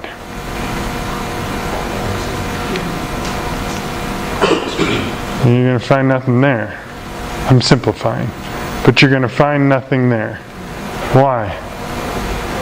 Because while you might have generated a profit, you are a bank. You became a bank to your customer, which I see happen a lot.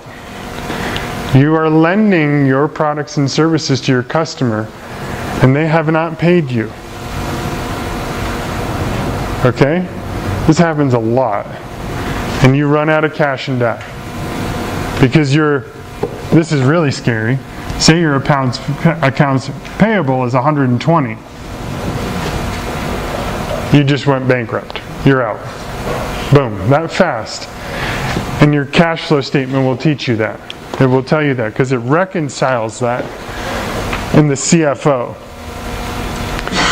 It looks at, and we're going to learn all about the cash conversion cycle, but I want you to know the cash flow statement is really the one that tells you the truth about your company. All right? Balance sheet and the income statement can lie to you.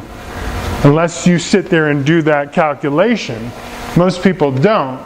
They only get this statement, but the cash flow reconciles it and brings it all together. So this is really the one you're going to want to look at a lot. And it looks like this. Cash flow from operations, cash flow from investing, cash flow from finance, and then the cash at the end. And you sum all these up. Most people here, they're not paying attention to the increase in their accounts receivable.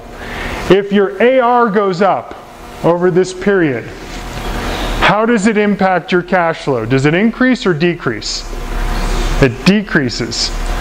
So what we often do is then we call up our supplier and go, I'm going to pay you late. And they said, okay, just this once. That helped you temporarily. That means your accounts payable.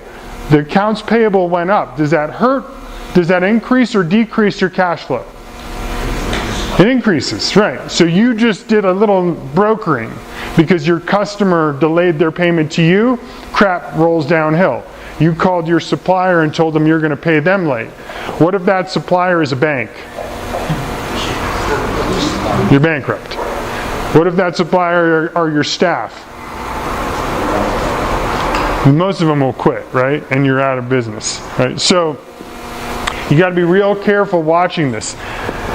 You want your cash flow from operations to be positive, okay? And your accountant and your finance team will, if they organize this properly, will help you review that, okay? We're going to get into all this in the future. I know this was a massive, a lot of information that I just covered. Don't worry, we're going to dive into more of these as we go. Okay, over the next over the next 3 trainings, we're going to get into each one of these, how to analyze these financial statements, how to manage your cash. There's 7 levers which you can increase your cash here, and I want to teach you how to do that. Okay, so use your 3 financial statements. Are your budget, use Excel? Okay, I'll get into all this later. I want to summarize. So first, don't abdicate finance. And don't abdicate. Think of yourself as the co-CFO of your company. Hire a really good, disciplined person to run that department. Someone that you trust and that is skilled and disciplined. Read and understand your finance manual. It is your SOP for your finance department, and you should probably spend 15 to 20% of your time looking at your financials, working with your accountant or your co-CFO. Have a plan, a budget, and a 13-week cash flow. Close your books every month. Hold a monthly finance meeting and read those financial statements, and don't be intimidated by them. We went through probably a whole semester of finance in like 30 minutes. So if you feel like this is a lot of stuff we just covered, don't worry about it. We'll go through it more. But go back through and read those slides. It's pretty simple. When you actually sit down and understand the balance sheet, everything else comes together after that. The income statement, pretty simple. And the cash flow just reconciles both of those. The inputs to the cash flow are the income statement and the 2 balance sheets, beginning and end. Income statement, compile the cash flow statement. Alright, so your homework, and you're going to have a whole week to do this because we do not have class next week. I'm giving you time in your schedule. We have the next class is March 19th. Do not show up on Tuesday or Thursday here. Come next Tuesday. Okay? So first, use your calendar. Set 3 I musts for the week and map all of your time to your calendar, setting one of those I musts to work on your business. For your on the business, bless you, I must. 1, I want you to collect your financial statements, read them, and write down 3 things that you see. I mean, you'd probably shock the heck out of your accountant if you say, hey, can you pull up Peachtree and generate? It's a little button now. I mean, it's really actually not that hard. They just press a little button and they give you the statements. But ask them for that. Then ask them for the finance manual. Say, hey, I'd like to look at our, now they're really scared. They're like, oh great, what is going on? But ask for the finance manual. If they don't have one, it's okay. It's something that I'll send you a template so you can start working on it. But if you don't have one, or if you do, spend 3 hours really reading through that. Have a couple cups of coffee. And then tell your finance manager, and here's the most important part. Tell your finance manager that you want them to close the books on the 10th. Here forward. I want you to close the books on the 10th, and I want to have a meeting with you on the 15th of every month where you and I are going to look at the financial statements together. I think they'll actually be happy. They might yell and kick and scream for the first few months, but they are going to be so pleased that you care about what they're doing. And I was joking that they don't want you to know. They want you to know. That's actually the biggest request the CFOs have, because we all are proud of our work. They want somebody to, they just don't think you ever look at their stuff. But look at their stuff every month, and you will become the co-CFO of your company, and you will move very quickly to that 4% that never runs out of cash. And you're going to start building cash. I'm going to teach you how to do that. But do these things for your assignment over the next week. Okay? Can you do that? All I want you to do, very simple request. I'm relying that you're going to do all this stuff, and I don't have to have you prove it to me. All I want you to do is send me your financial statements and tell me what you see. Give me a few things about what you see. And then when we start doing our coaching, and I have all of this wonderful material on you now that we're building, and it all stays with us, don't worry. Everything is confidential. But I'm going to sit down, I want you to start getting in the rhythm of looking at these statements, and we'll look at them together. All right? Good? Tired? There's a lot. There's a lot of stuff we covered. But hopefully you now know that accounting and finance is really not that scary. It's a pretty simple, fun tool that a lot of people abdicate, but we will no longer do that. All right, fill out your feedback forms, open up your journals, reflect on what you learned and what you will immediately apply. Give us feedback on this, and have a great week. Do your work, and we will see you next, not this coming Tuesday, but the Tuesday after, which is the 19th of March. Thanks, guys.